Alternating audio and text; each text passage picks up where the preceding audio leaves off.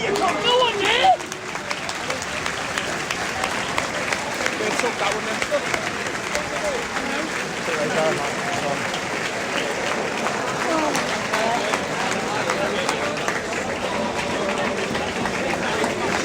Nice one.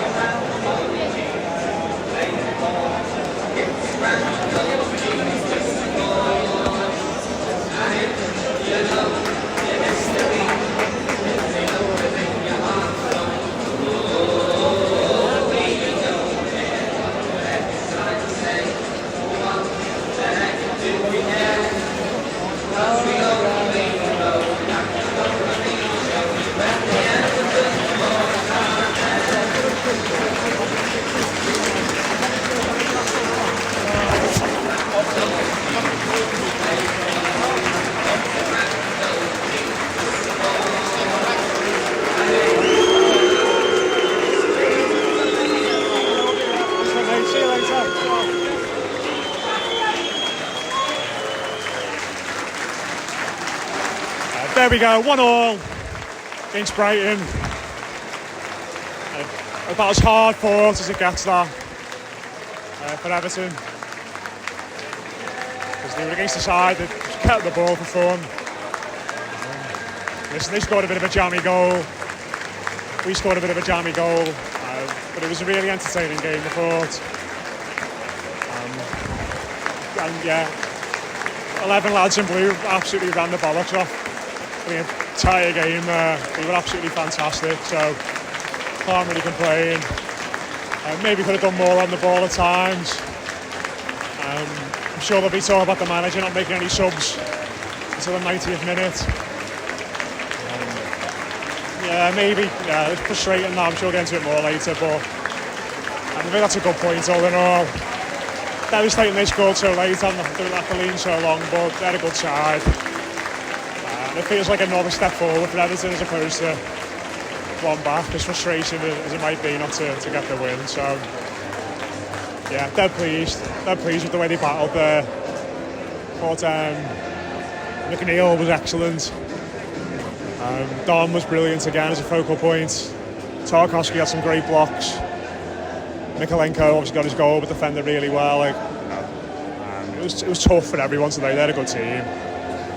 They controlled the game for pretty much the entire match, so it was tough, but they stuck at it.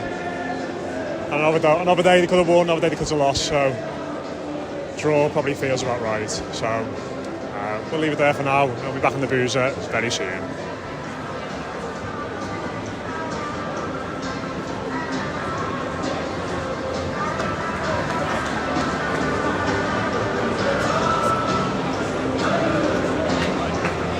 Right, we're back in the Denby Castle. Lots of opinions being thrown around about that game. Should be an interesting chat. Joined by Les, Matt and Dave. Les, I'll come to you first. Mate, how are you feeling in general after that?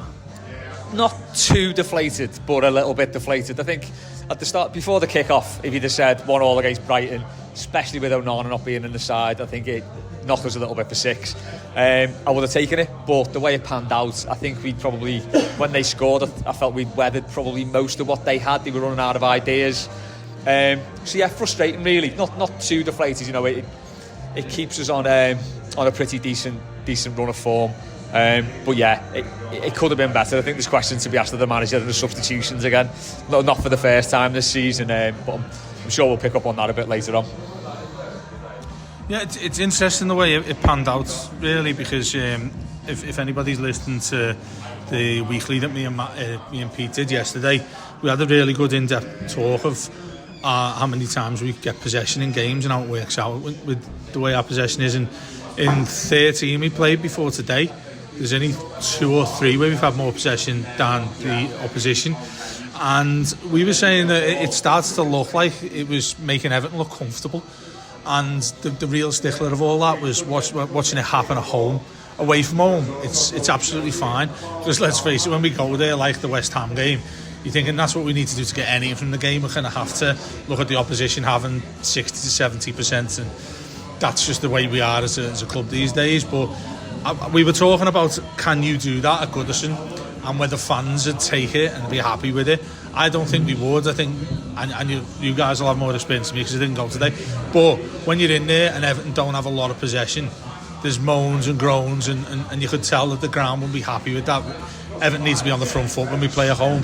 That didn't happen today. Having said that, against Brighton, who've struggled lately in their last few games, they had the majority of possession. I think they had over 80%. It must have been over 80. It was, yeah. And I was content with that, especially when we went 1-0 up.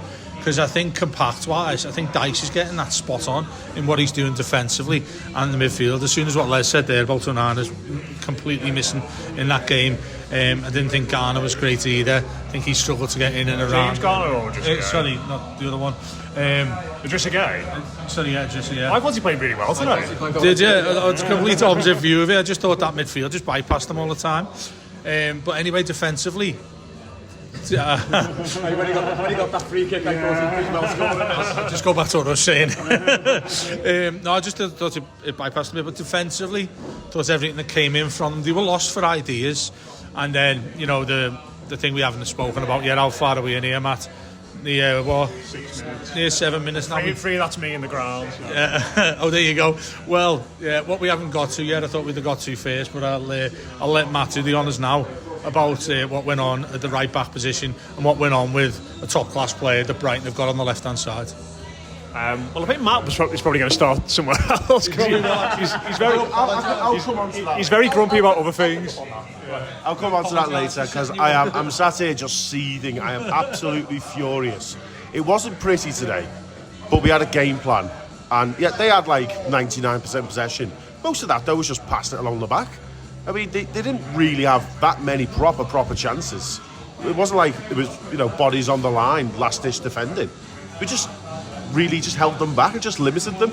And they got more and more frustrated, especially that bloody prick Milner.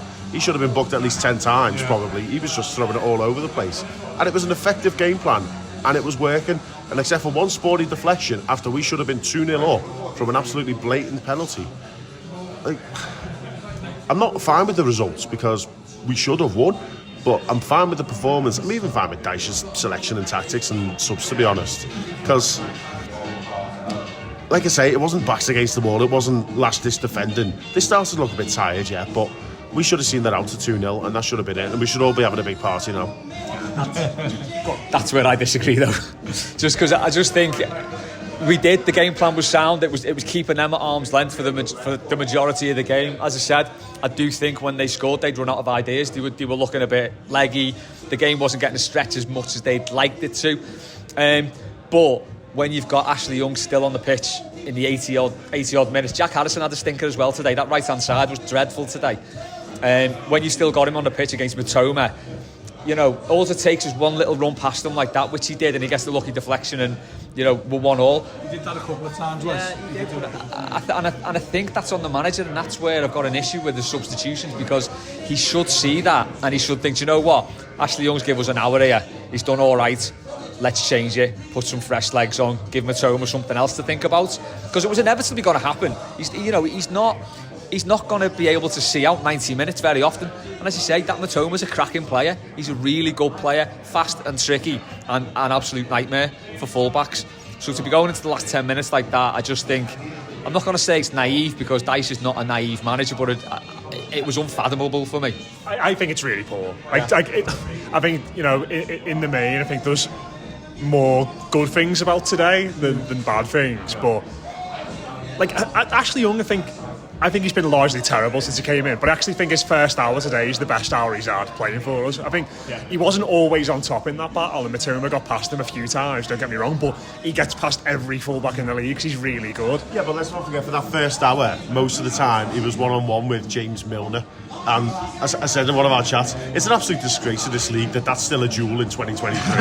It's a disgrace. Well, I think they targeted that. I think you know, that right hand side in the first half for us and the left hand side for them, like it's on like my side, and like every time there's a break in play, you could see like Harrison and Young and James Garner, who I think was playing on the right side of the central two, were always having a chat about who picks up who, because they were basically just sending 3 or 4 players over there every time, Brighton, and they were all just going in a circle, weren't they? It was like Milner was out wide sometimes, Gross came over there sometimes, Matoma was there, and you know, there's sometimes when even Tarkowski got dragged right out into the right back position, wasn't there, because they were so fluid, and I think it took them a while to figure it out, but I think around about like 45 to 60, I actually think he does really well. He wins the ball off him a few times, but that's only going to happen to a point, isn't it? And let's not forget, he played 90 minutes on Wednesday as well. Patterson was on the bench for that game, wasn't he, until late on.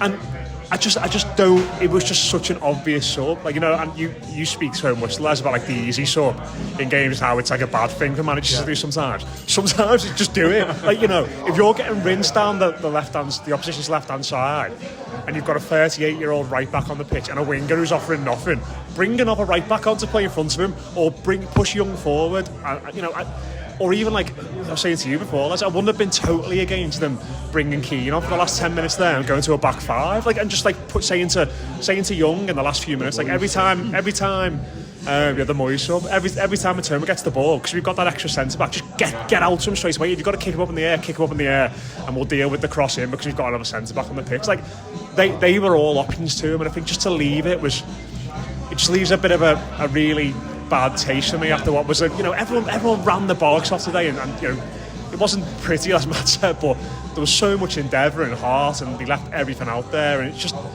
you know, it was just really disappointing that they just left it as it was, because I think we could all sort of see it coming a mile off, not necessarily in the way the goal came about, but it felt like they were going to score. If they were going to score, it was going to come from that left-hand side. Yeah, it's like subs don't need to be reactive. As a manager, you need to sort of look ahead and see, right, how this going to pan out for the last 20 minutes.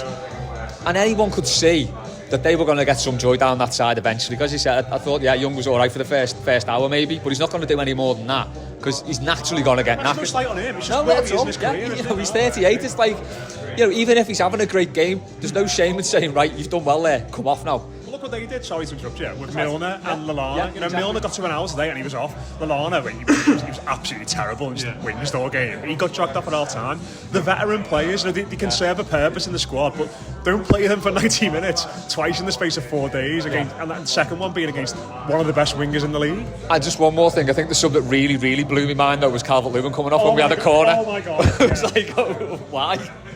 I mean, in that instance, why not like take Jack Harrison off and put Better on as well? But to take Calvert-Lewin off, who I thought had a great game again today, his touch is magnificent now. He's back to like where he was a couple of years ago. He was unreal. He gave them a torrid time. He lashed Dunk into the dugout, which was lovely with it, like a little shove. He was fully on it. So to bring him off with like what could have been one of the last corners of the game was just absolutely mind-blowing.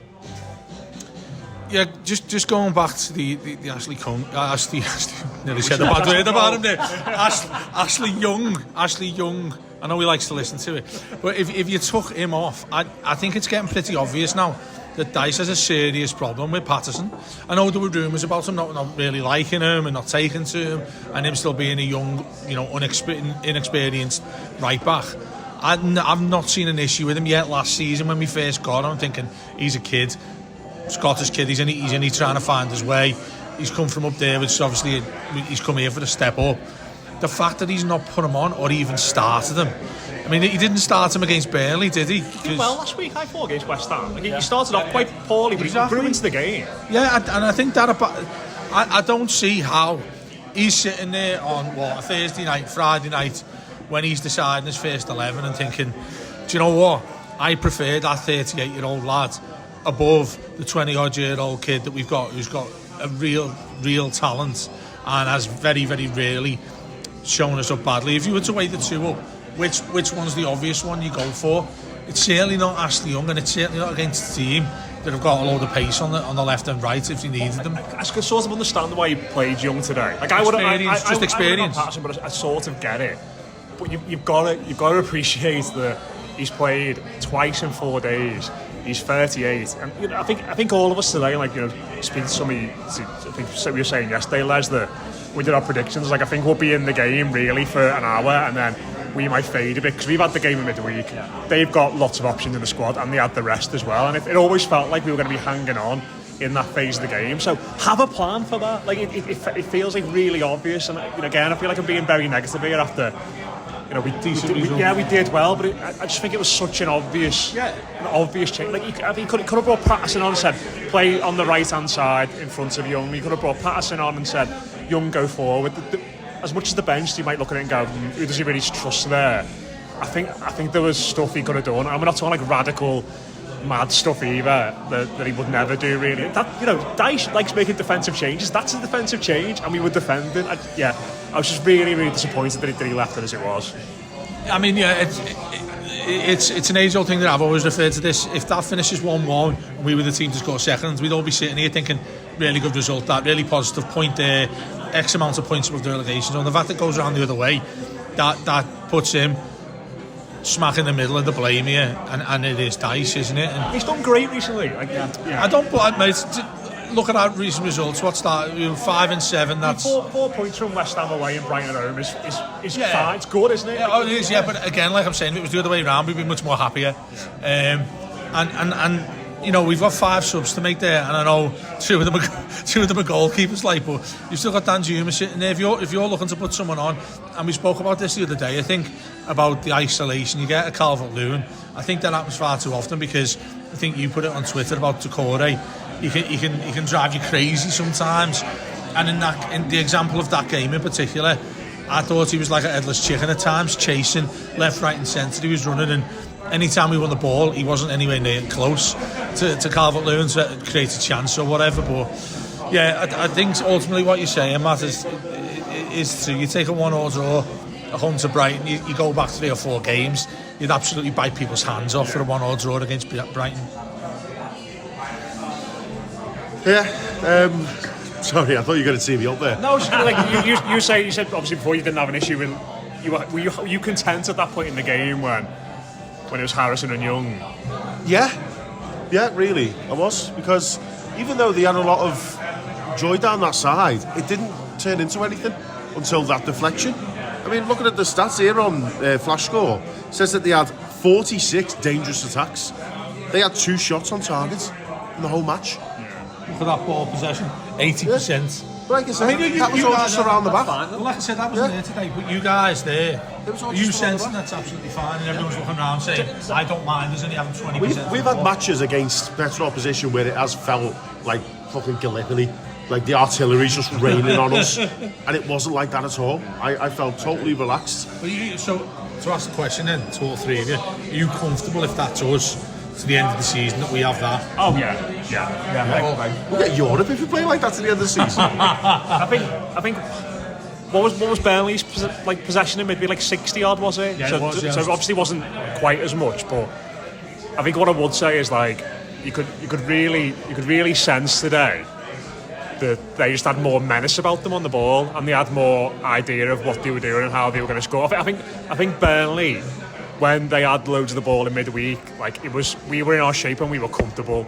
But I think today it was lads getting dragged everywhere. And I imagine late on for those last 10 minutes after playing that extra game, like thighs and calves and chests would have been burning. Like it felt like one of them where as much as we kept them out and we kept them to very little in terms of chances, like it felt like we were on edge doing it like all the time. And again, that's why I think going back to the stuff about subs, and usually you're the one who talks about subs, Dave, and I'm like, I don't really think it can make a difference, but I think today it would have done. But just focus on some good performances. Like Mikolenko, first and foremost, first goal at Goodison Park. I was saying to the guy, first goal for Everton, great. That I always forget about that amazing wonder goal he scored against Leicester, because it was just sort of so out of character for him. But I mean, it was a bit of a dog of a goal, but I think it capped off what has been a really good few weeks for him. Yeah, it has. Yeah, I've been very critical of him in the past, to the point where I didn't even think he was actually left-footed at one stage. But yeah, he's been playing really well. He right today, so that's understandable. Actually, yeah. There you go. But yeah, it was his right foot, and then 2 Brighton players left and right foot. Yeah, I think it took 2 deflections on the way in. Yeah, well, that's the thing, though, isn't it? This is a frustrating thing with some players is. With a lot of players, actually, the ball drops them and they'll take a touch and like try and tee it up perfectly. I'm saying to my kids all the time, just swing your leg at it, just have a shot and see what happens, and things like that do happen. You know, their goal was like just as scruffy. I mean, that was definitely a cross, wasn't it? But it just deflected in. But yeah, I think Mikalenko's been sound. No issues with him. Passing was a little bit off in the second half, but you know, can't be critical of him at all. He's doing that. He's doing that Earl Barrett at fullback job for us. That's exactly. Put that on Twitter. Earl of Pearls back. No, do you know what? There's a really, really cheesy thing I want to say about him. Is the celebration that we had after he scored. I think everyone apart from Pickford runs over to that lad. You look almost embarrassed, didn't he? Yeah, and he's like, put his head down like, it's all right, lads, I'm not that shit, but I've actually scored a goal. But I don't know, I'm going to sound really bad now, you've just said that, but I think it's good to see things like that, you know, because, and that's not to touch upon where he's from and the difficulties they've had in Ukraine, but you look at everyone there going in and around and made up that he scored. It's a touch of things that I don't think we've necessarily had for a long time, is a united squad. Yeah. And I think that's what Dyche has essentially done. He's put them all together really, and that bodes well, particularly for the home games. Like that game, watching that, the way we played, I banged on about possession. We've still only won that one league game this season at home to Bournemouth, which is quite remarkable when you see a performance like that, and against Bournemouth and against Burnley. So I think everything's there for the kiss of death. Everything's there for us to start kicking on a bit at home, because let's face it, we're relying on the points we get away from Goodison at the moment. I've got it. I mean, he's your boy, isn't he? Mikalenko. You must have been delighted. So proud. No, do you know what? I noticed one attack we had in the second half, because I sit right above the corner flag in that corner, and he runs up. Even McNeil are like doubling up on someone. You know, a couple of passes and not trying to get past. And then McNeil's about to look like he's crossing, so obviously my head turns. By the time I turn back, he's gone. He's back in his position. He's just like, right, okay, he doesn't hang about. Last season he might have hung about maybe on the halfway line. We lose the ball, they just chip it over him and then they're away. And he was right back there on his winger. He's come along so much this season. It's got to be Dyche, it's got to be the coaches, like proper defensive coaches, really. They're probably having like one-on-one time with him, because defensively, I know people say, he needs to do better going forward, but fullbacks are fullbacks. Yeah. You want them to be stopping crosses and stopping wingers running on. That's it. Like anything else is a bonus. And the alternative is what we had with Luca Dean, which was cracking delivery on him, bags of assists, but just may as well not be there when there's a fast winger running past him. So I'm absolutely made up for the lads, I really am. Yeah, I always think that about fullbacks as well. I'd sooner have a defensive one than an attacking one, because first and foremost they are defenders, and if you look at a player like Mikalenko, he's never going to be a good attacking fullback, so don't try and make him into one. Unless he's scoring goals. Well, yeah, unless he's got sweet volleys or scuffed in deflections. But yeah, the one thing I would like to see a bit more from him is overlapping. Maybe, because he still hangs back when there's a wide open space to run into. That'll probably come with his game, but I think for now, keep it simple with him. Say, right, your job's to defend, just defend, and he's doing it well. I think there were a few good performances there today. I said Calvert-Lewin thought was outstanding. I thought Tarkowski was good as well. McNeil ran his bollocks off. Yeah, he did. He's looking like he's back up to full fitness now. So there is a lot to be positive about there. As I said, I don't feel too deflated after it. Just as Dave said before, when you concede the last goal in a 1-1 draw, it's inevitably going to do your head in. But you know, there's nothing to feel too down about that. It's, you know, West Ham 3 points, Brighton at home 1 point. It's a good return in 2 games. Yeah, I'm trying to think, has a player ever scored 2 as contrasting goals in the first 2 goals for Everton as Mikalenko? Like, they could not be more different, could they? Like a dreamy left-footed volley and a scuffed, deflected twice, right-footed shot after your first one's rebounded for 6 yards out. Marvellous. Just quickly, Branthwaite got booked today. Does that mean he misses next week? I think he's got 1 more to come, I think he's at 4, yeah. That was never, I don't even think that was a foul, let alone a booking. We've won it, Palace away. Would you rather than take the ban there than if he gets a yellow there and he misses United at home? For Palace. At least trouble for Palace. Put Keane back in for the lap. At this point, they're going to have to pick a game for him to burn it, aren't they? I think that might be his 5th. Although, I mean, if someone can have a look now, I mean, this is the perils of instant reaction, isn't it? Like Fulham at home. Just while we're filling time for that, how many penalties should we have had today? I count at least 3. I'm going to say McNeil first half, Calvert-Lewin second half, 2 defo for me. One of McNeil first half, like it looked like a blatant foul, but I thought it was outside the box. All right. but I'm at the total other end to it. I mean, Dave's watched it on the telly, so... I was going to say, the killer for me, which everyone's going to finish this quite depressed, is that goal that Dung scored should have been a goal. I don't think he's anywhere near offside. I think we got away with it there. And that volley, as sweet as it gets as well, isn't it? You're right next to it there. So, you know... Didn't they get Liverpool with that exact routine as well? Same player. Well, for some reason, like before the I thought it was a shit cross. Sorry, I thought it was a shit cross first of all, and then when he does that, and you said that, then I'm thinking, did they like deliberately throw it in on the half volley so they can just knock? But it was a bit like the Luton goal we conceded, where like he was like the most obvious threat they had in the box. Like James Garner was marking him, and like Calvert-Lewin was like out at the back, like picking up Matoma, and it's like.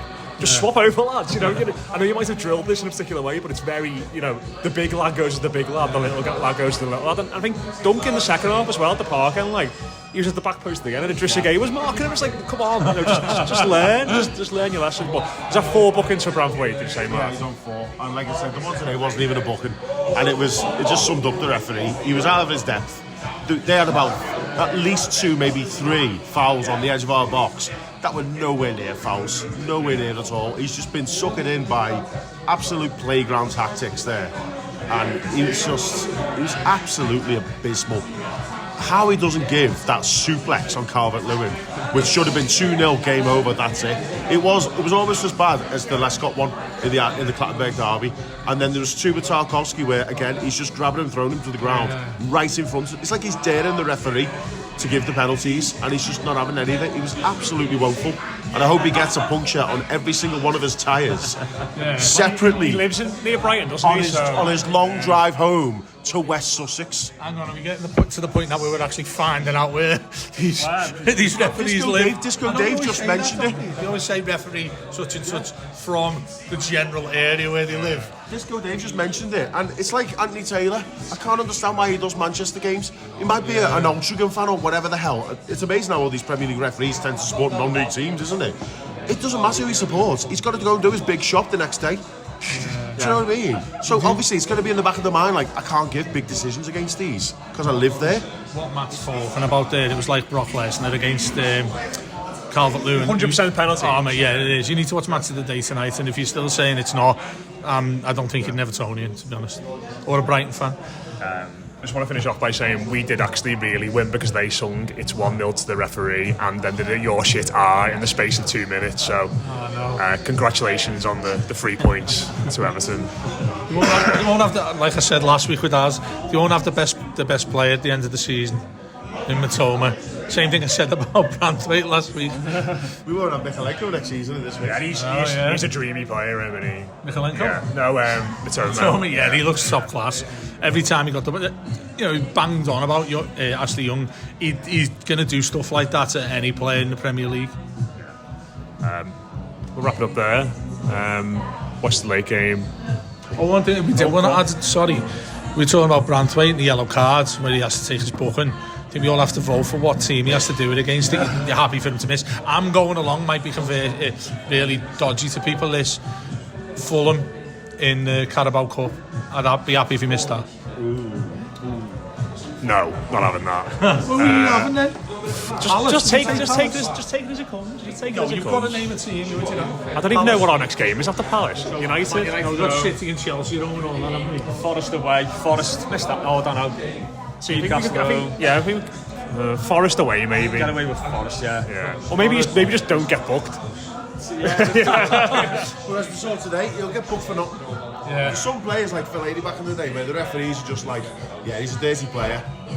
It's like one foul, yeah, probably book him that. We'll have Keane back anyway, that's the positive, isn't it? Fellaini's a free agent. He's just finished his contract at his Chinese club apparently, where he's an absolute legend. Get him back. They had like a big tifo off him, didn't they? I mean, he wasn't very good, but yeah, get him back. Get him on those sweet Dwight McNeil deliveries into the box. Yes, please. Right, we'll wrap it up there anyway. That has been your instant reaction for Everton 1. Brighton 1. Good points for the Toffees, albeit a bit frustrating.